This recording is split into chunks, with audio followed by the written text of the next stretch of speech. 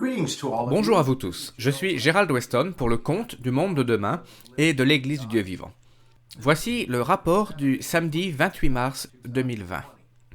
J'ai reçu une grande quantité de lettres et d'emails et je voudrais partager le message suivant avec vous ce matin. Celui-ci vient de France et Monique en Belgique, des membres de l'Église dans ce pays. Ils écrivent « Les taux d'infection et de décès sont de plus en plus hauts chaque jour ici en Belgique. » Dans les actualités, à la radio et la télé flamande, il est souvent fait référence à Lévitique et Deutéronome. Mais je ne sais pas si les gens vont s'en rendre compte. Si une seule personne le remarquait, ce serait déjà ça. De quoi parle-t-il donc en mentionnant ici Lévitique et Deutéronome ? Si nous allons voir dans Lévitique au chapitre 11, nous voyons que Dieu a créé certains animaux pour que l'humanité puisse s'en nourrir, et d'autres animaux auxquels nous ne devons pas toucher. Notez au verset 3, nous lisons « Vous mangerez de tout animal qui a la corne fendue, le pied fourchu et qui rumine. » Puis nous voyons « Mais vous ne mangerez pas de ceux qui... » Et cela est suivi d'une liste d'animaux. Certains ruminent, mais n'ont pas la corne fendue, pour d'autres c'est l'inverse. Mais parmi ceux que nous devons laisser à l'écart, ceux que nous ne pouvons pas manger, nous trouvons le chameau, le lapin et le porc ou le cochon.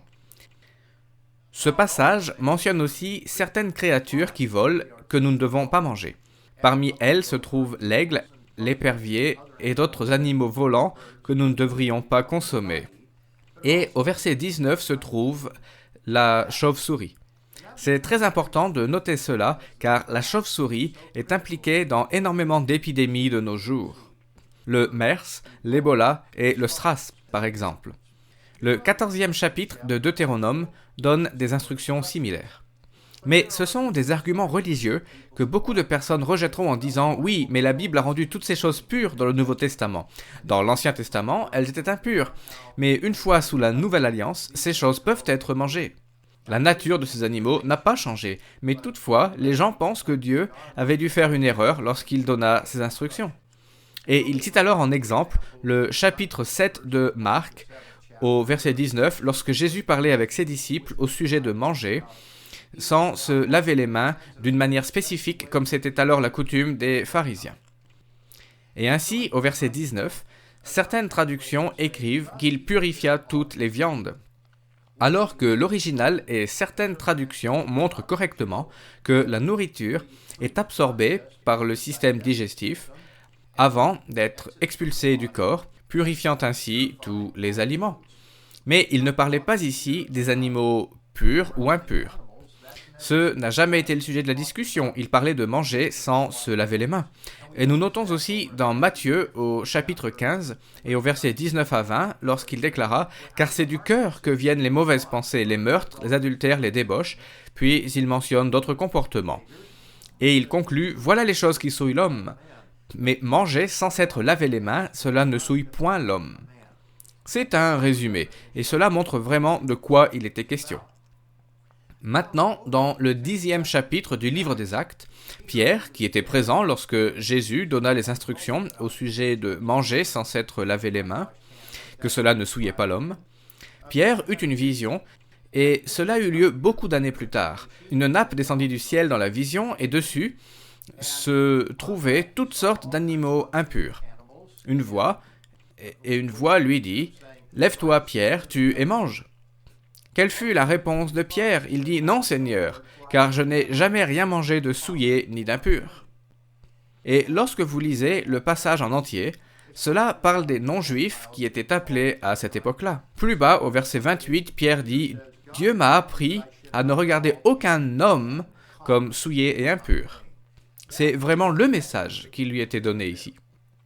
D'autres se réfèrent à 1 Timothée, chapitre 4 et verset 3, disant de s'abstenir d'aliments que Dieu a créés pour qu'ils soient pris. C'est ici une doctrine de démons qui enseignait que nous devrions nous abstenir d'aliments que Dieu a créés pour qu'ils soient pris. Comment savons-nous ce qui a été créé pour être pris ? Eh bien, retournons dans l'Ancien Testament, cette fois-ci allons à l'époque de Noé, longtemps avant Moïse, et nous voyons que Noé comprenait qu'il y avait des animaux purs ainsi que des animaux impurs. Parmi les animaux purs, 7 couples devaient monter dans l'arche, mais un couple pour les impurs. Continuons à lire. Car tout ce que Dieu a créé est bon, et rien ne doit être rejeté, pourvu qu'on le prenne avec action de grâce, parce que tout est sanctifié par la parole de Dieu et par la prière. Les gens disent alors, du moment qu'il y a une prière, c'est bon. Mais notez ces autres mots, tout est sanctifié. Qu'est-ce qui met à part? La prière seule? Non, mais par la parole de Dieu. Et que nous dit la parole de Dieu? Eh bien, nous venons d'en lire une partie dans Lévitique 11, et je n'ai lu qu'un bref extrait. Dans Deutéronome 14, ces instructions sont répétées. Nous savons que Noé comprenait la loi des animaux purs et impurs. L'objectif n'était pas seulement pour les sacrifices, cela était en lien avec ce que l'humanité peut ou ne peut pas manger.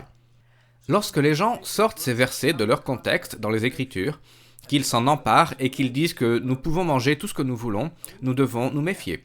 Comme le dit un vieil adage, c'est au pied du mur qu'on voit le maçon. Alors voyons la qualité du mur, façon de parler, et comment il est construit. Il y a quelques années, un nouveau virus avait frappé le monde. Il s'agit du SRAS, principalement en Asie et au Canada. C'était un syndrome respiratoire sévère. En juillet 2003, le journal Popular Science expliquait un peu à ce sujet. L'article citait le virologue Michael Ley. Il déclarait « Le fait que le SRAS et la plupart des virus de la grippe viennent de Chine méridionale n'est pas une surprise. » Il ne parlait pas seulement du SRAS, mais de tous les virus de la grippe qui proviennent de Chine. Il poursuit, il dit encore que les coutumes sociales de la région de capturer et de manger des animaux sauvages exposent les gens au virus des animaux. Ici, il ne s'agit pas de n'importe quelle sorte d'animaux sauvages, lorsque nous regardons vraiment les faits. L'article explique encore, il s'agit du numéro de juillet 2003 de Popular Science. En théorie, le SRAS est passé d'une bête sauvage à l'humain lorsqu'il a obtenu les clés moléculaires pour entrer dans nos cellules, explique Ley. Pour y parvenir, il a d'abord pu se mélanger avec un virus humain présent dans une autre espèce. Il poursuit, un porc, par exemple, peut servir de récipient de mélange génétique lorsqu'il est infecté par deux virus, en leur permettant d'échanger leurs gènes. Considérez à présent le MERS, qui est originaire de la péninsule arabique. Les scientifiques pensent qu'il vient d'une chauve-souris à travers un chameau, qui est un des animaux que nous ne devons pas manger. Mais le chameau est consommé, ainsi que le lait de chamelle dans cette région du monde. Lorsque nous considérons l'Ebola, les scientifiques reconnaissent qu'il vient des chauves-souris frugivores. Cette chauve-souris laisse tomber des fruits déjà mordus par terre, dans la jungle, et alors, des primates, comme des singes, récupèrent ces fruits et les mangent. Puis les gens mangent à la fois les chauves-souris et les singes et d'autres primates. Et nous avons une épidémie d'Ebola. C'est pourquoi j'ai déjà dit dans une émission, en fait dans deux émissions du Monde de demain, en 2011 et 2014, que ces épidémies reviendraient. L'Ebola reviendra tant que les gens mangeront des animaux que Dieu a dit de ne pas consommer. Mais ils continuent à manger des chauves-souris et aussi les primates présents dans la jungle environnante, des animaux, des créatures que Dieu a dit de ne pas consommer.